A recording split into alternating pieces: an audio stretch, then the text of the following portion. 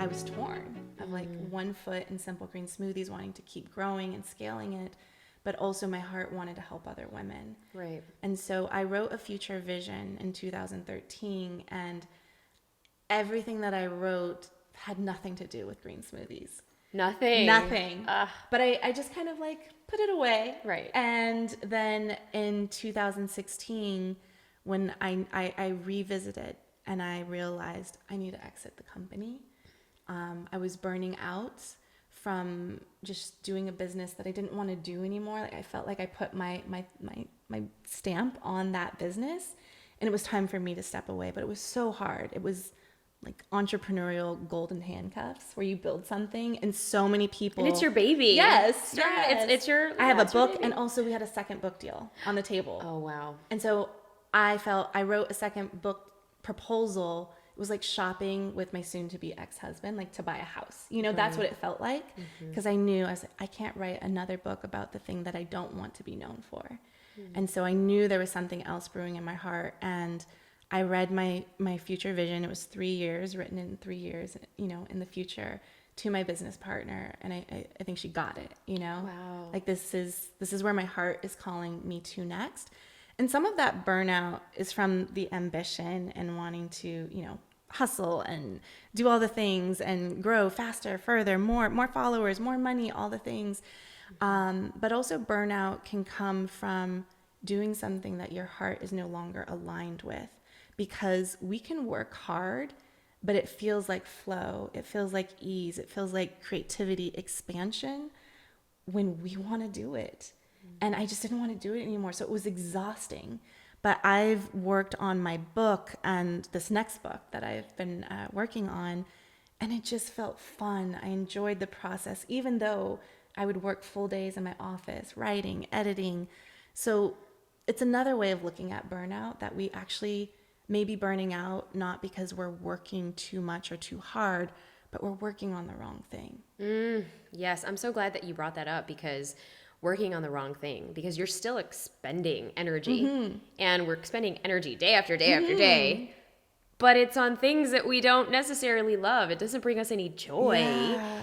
It's kind of, and then you kind of, you know, for those people, I remember this like so long ago, but I used to be in the camp where I hated Sunday nights. And Sunday nights gave me so much anxiety, because I knew I was like turning a corner. I was still in dentistry, and I was already, you know, things in my life were just expanding. I started investing in companies, and I started, you know, speaking because I had a nonprofit at the time, but I still had my day-to-day brick and mortar practice that everyone was like, you'd be crazy to let that go.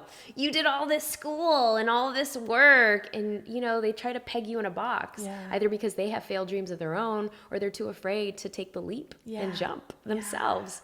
So so then it was like, oh, how could you even do that? There's no way. Yes. You know, and in the sluggishness of like the Sunday nights, I would even go to this, you know, church, because in Chicago, they don't really have much personal growth back then, or at least I didn't have a foundation there. So I had to really create and find people that were going to, you know, really light me up.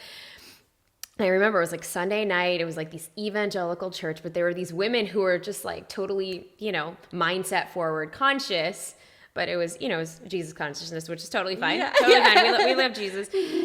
But it was going into that community and crowd where you're kind of like, okay, we're going to just celebrate the week, so that Monday, where you're not hating that Monday, it's not going to cause all those anxieties. But what you're saying, what I'm hearing you say is like, yeah, that's burnout. Like you were totally in burnout, and it's kind of like you're doing this dance. You don't know what's next, or you're too afraid to take the plunge, but you know that those feelings are just like growing and growing and growing. And then if we don't pay attention to it, it just like manifests in our body. We get sick, or we lose hair, or I mean, so many different things. And I know for me, it was like this visceral anxiety until, you know, I started to then really start to take control of some of the mindset practices and the rituals to really fully say and acknowledge.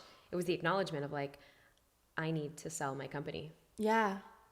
And even once you say it out loud, you have to enroll yourself.